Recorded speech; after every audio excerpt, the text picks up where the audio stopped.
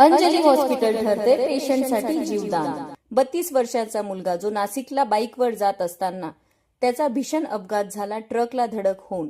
अपघात एवढा तीव्र होता की पेशंटच्या डोक्याला लागले, पेशंटच्या जबड्याचा फ्रॅक्चर झाला, मानेला लागले, पायाला फ्रॅक्चर झाले, मल्टिपल फ्रॅक्चर्स होते आणि त्यामुळे पेशंटची अर्धी बॉडी ही पॅरालिसिसमध्ये होती। अपघात एवढा भीषण होता की पेशंट 15 दिवस कोमामध्ये होता आणि पेशंटला व्हेंटिलेटरची गरज लागली। पेशंटची कंडिशन एवढी गंभीर होती की पेशंटची वाचण्याची शक्यता नाही होती, पण अंजली हॉस्पिटल आणि टीमच्या मेहनतीने आज पेशंट सुखरूपपणे डिस्चार्ज होत आहे। नमस्कार, मी डॉक्टर पल्लवी सूर्यवंशी आणि मला तुम्हाला कळवण्यात खूप आनंद होत आहे। आपला पेशंट विकास जो 15 दिवस कोमामध्ये होता व त्याला मल्टिपल फ्रॅक्चर्स होते, त्याची आज आम्ही सुखरूपपणे सुट्टी करत आहोत। सगळ्यात महत्त्वाचं म्हणजे अंजली हॉस्पिटल आम्हाला खूप आवडतं।